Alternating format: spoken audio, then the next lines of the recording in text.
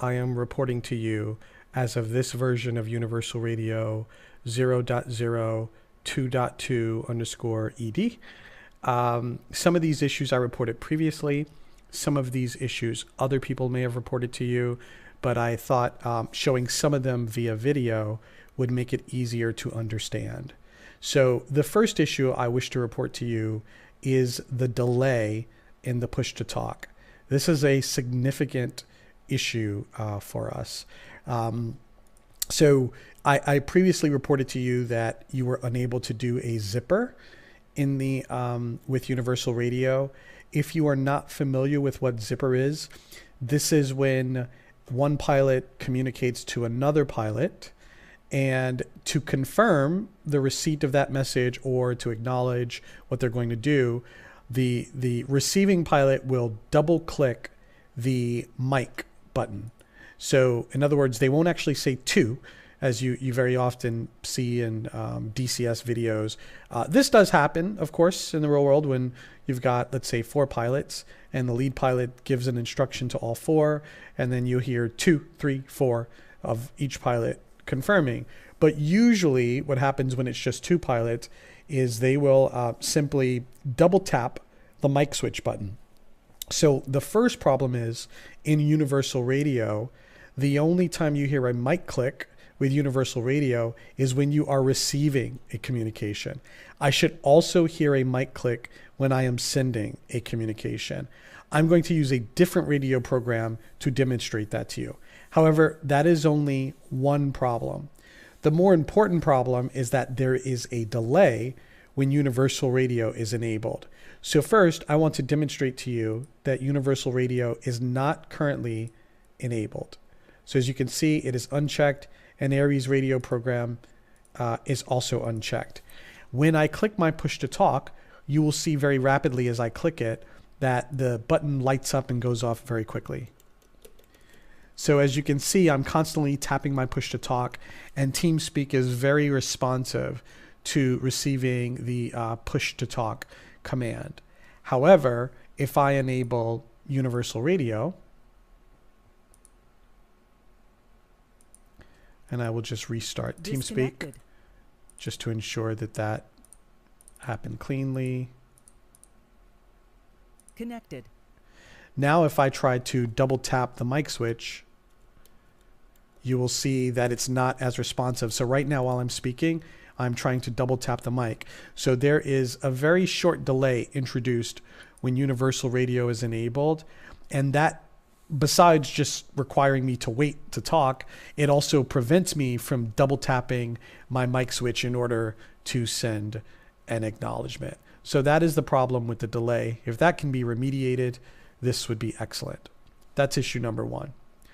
Issue number 2 is the way you have implemented the KY58 tones.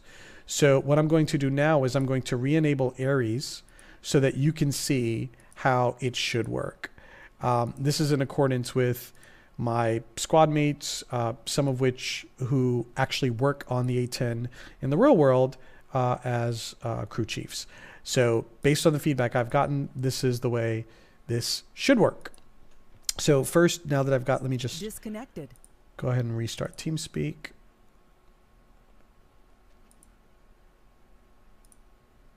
Okay, now I'm using the Aries radio program. Let me be clear. This is not to suggest you should do exactly what these guys are doing, but according to working with my squad mates Eddie in the past, talking to Snoopy about it, this is the way the real KY58 works. So I'm going to quickly launch. And one of the things you'll notice about the Aries program is that in Universal Radio, you have the external radio program that pops up when you're in an FC3 jet. In the Aries radio program, their little equivalent will show even if I'm in the A10, which of course has the radios built in. I am going to, although that little pop-up window is not necessary, I'm going to use it to demonstrate to you which radio I'm talking on. You'll see what I mean in just a second here. So let me jump into the cockpit. I'm going to turn the cockpit sound down so that you can only hear the radio.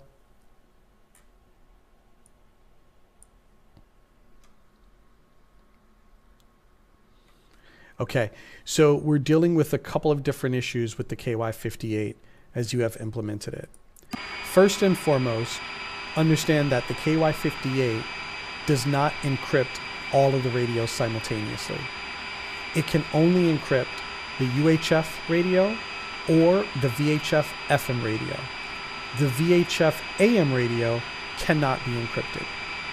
So if you are looking at the KY58 panel inside of the cockpit, you will notice this CRAD1 and this CRAD2.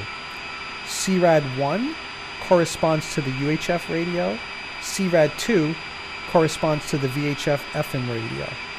So previously when I reported to you that the pilot should hear a tone before speaking, now that you've implemented it in universal radio, what happens is the pilot hears a tone no matter which radio he is using, which is not correct.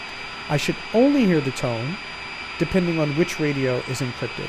So the first thing you're going to notice is when I turn on the KY58, you're going to hear a long tone.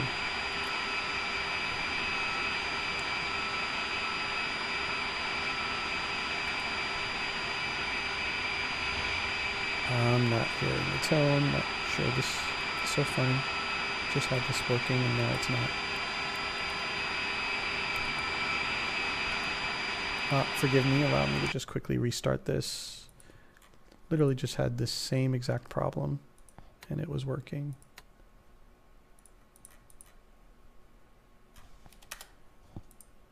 Okay, let's hop back in. Connected. All right, let me just confirm my plugins are set.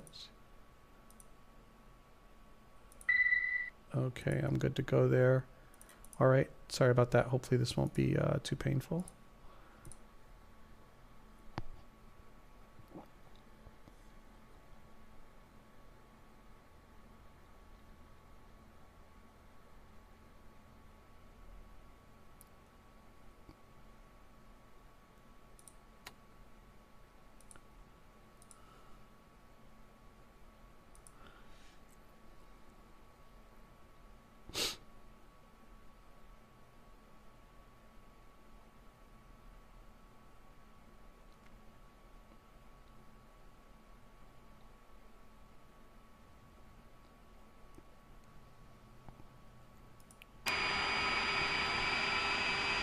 Okay.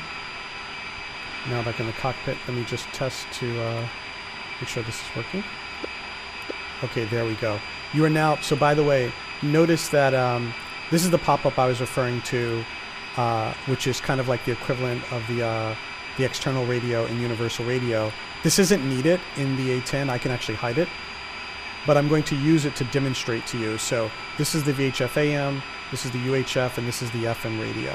Okay, and it's corresponding to what's mapped, just like universal radio in the pit. So this is what I want you to notice. When I talk on my Fox mic, the button lights up. When I talk on my mid, it lights up. And when I talk on my front, it lights up. Again, this is not needed in universal radio. I just want you to follow what I'm doing here. So again, the VHF radio cannot be encrypted. When I turn on the KY58, the first thing you'll notice is a long tone.